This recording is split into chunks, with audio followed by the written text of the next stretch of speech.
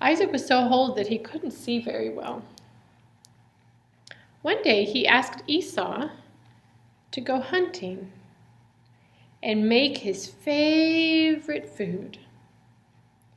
Then Isaac thought, when he brings me my favorite food, I'll pray with him and give him a special blessing since he was born first. Now, Rebekah was listening, and she overheard that Isaac was going to eat some special food with Esau and give him a blessing since he was born first. But remember that Rebekah liked Jacob better.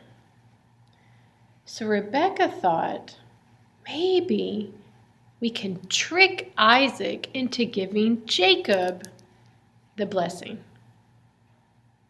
Maybe we can trick Isaac into thinking that Jacob is the firstborn. So she and Jacob made that special food, but this time they made it out of a lamb and not out of something that Esau had hunted.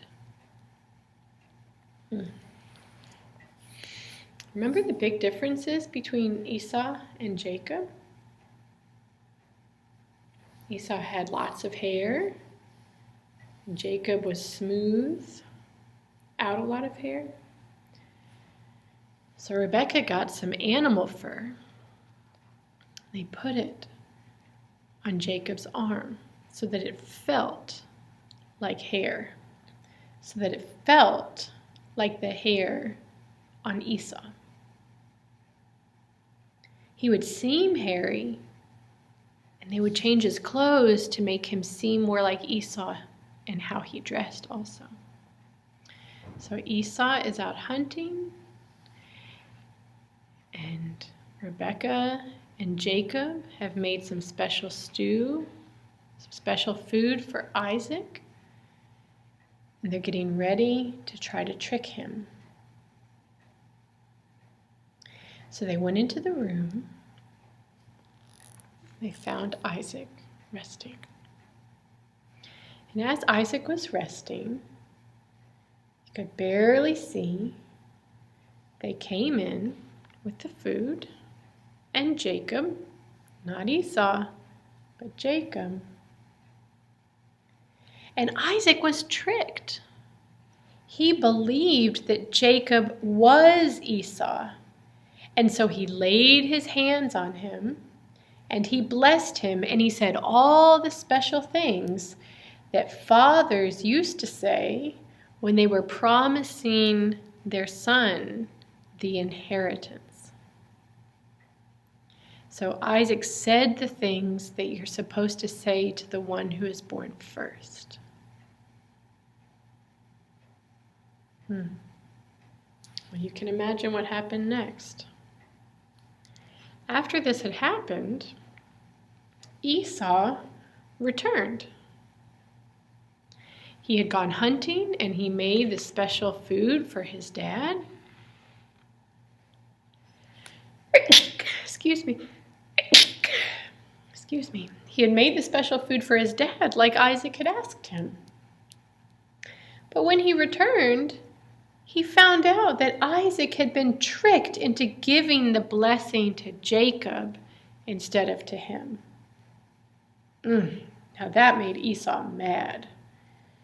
He was so angry, and he threatened to hurt Jacob, to hurt him so badly, maybe even to kill him.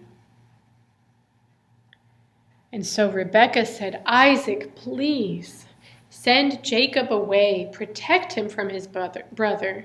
Send him away to her own family, and maybe he'll find a wife. So Isaac said, okay. So Esau and Isaac and Sarah stayed, and Jacob ran away so that he could find a wife and live with his grandparents and be safe.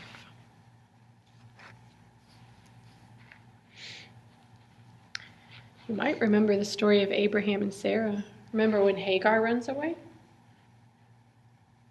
Because of jealousy, because of frustration and anger. he runs away.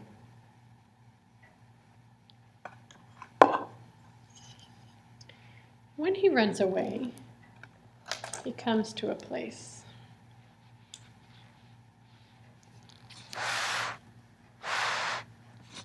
When he comes to this place, he's traveling quickly through the desert where his mother's family lives. And one night he comes to this place and he finds a rock that he can make into a pillow. It's a hard thing to have to sleep on a rock instead of a pillow. But Jacob is running away and trying to get back to where his mother's family lives. So he will sleep wherever he can sleep. He made a rock his pillow. And while he slept, he dreamt of a huge ladder stretching up into the sky. Here he is sleeping and dreaming. Imagine if this ladder went up, up, up, up, up, up, up, up, up, up.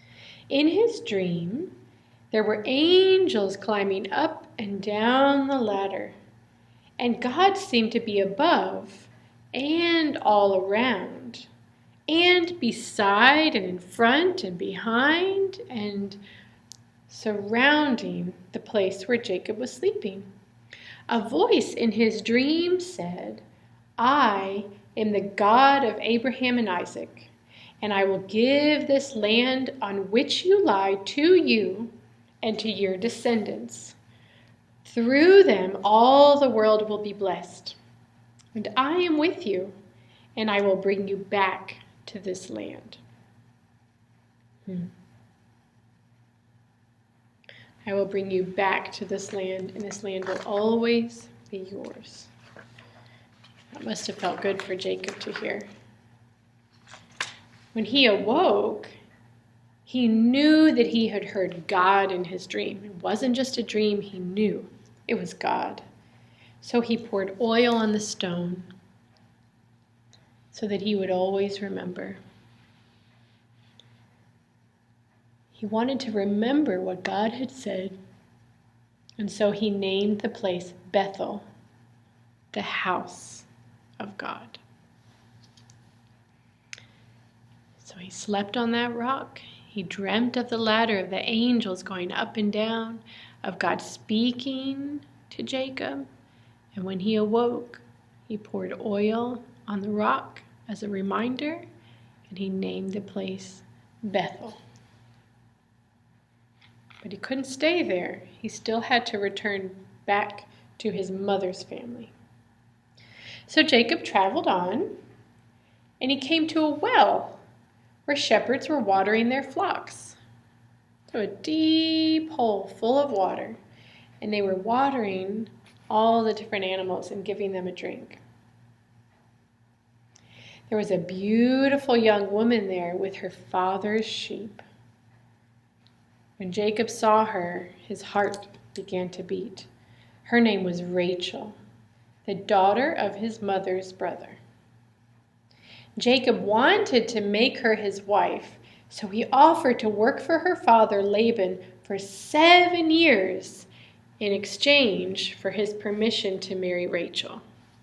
Jacob wants to marry Rachel, but he has to wait 7 years until he can marry her. Working hard, earning money, and being a part of the family until finally he can marry Rachel. Well, after 7 years, there was a wedding. There was finally a wedding after all that time of waiting. But when Jacob saw his wife's face, he discovered that he had been tricked. And that instead of marrying Rachel, instead he married Leah, Rachel's sister. Laban told Jacob that he could marry Rachel too if he worked for 7 more years. Goodness. First he was tricked into marrying Leah, and now he has to wait 7 more years to marry Rachel at last. Well, finally, Jacob and Rachel were married. Another wedding. Finally, after 14 years of waiting. I'm sure he was excited when he saw her face and knew it was really her and he wasn't tricked again. So they were married, and then Jacob worked 7 more years for his uncle Laban. And in all this time, Jacob was blessed by God, and his work was blessed by God. And Laban's flocks of sheep grew and grew and grew. Remember, Jacob always enjoyed watching the sheep. Well, now his hard work is paying off, and the flock is getting bigger and bigger and healthier and healthier. So Jacob worked for 21 years in all. And then God came close to him and told him, it's time to return home. It's time to go back to where you were. Go back to where Isaac and Rebekah and Esau were. So Jacob listened to God. He packed up his things. He got everything ready, and he began to journey home to be with his family. Jacob was afraid to meet his brother again. Remember, Esau had threatened to kill him, to hurt him. He was afraid. And Jacob heard that Esau was coming to meet him with 400 men.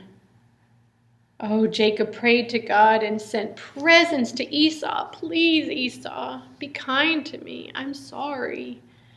He prayed to God. He sent presents so that Esau would be nice, so that they could have peace. Well, that night he went apart from his family to pray to God. So Jacob is feeling nervous and worried about going home. So he spends some time away from Leah, from Rachel, from their family. He spent some time alone. And then a strange thing happened in the night. Someone struggled with him, wrestled him, and pushed him, and pulled him, and moved him, and twisted him all night long. He was wrestling all night long with a stranger. Well, the stranger touched Jacob's thigh as they struggled, and his hip came out of joint, popped away from the bone.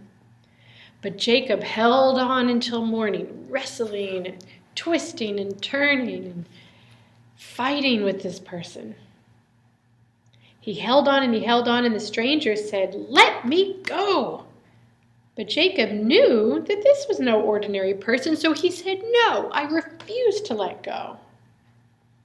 I refuse until you give me a blessing." The stranger said, "Okay, I'll give you a blessing." Just like Isaac had given him a blessing, the stranger gives him a blessing in the night. The stranger says, "You will no longer be Jacob. Now you will be called Israel. Now you will be called Israel because you didn't know this, but you were twisting and wrestling and pushing and turning with God and with people and have prevailed." And he blessed him. He gave him a blessing and called him Israel. And so Jacob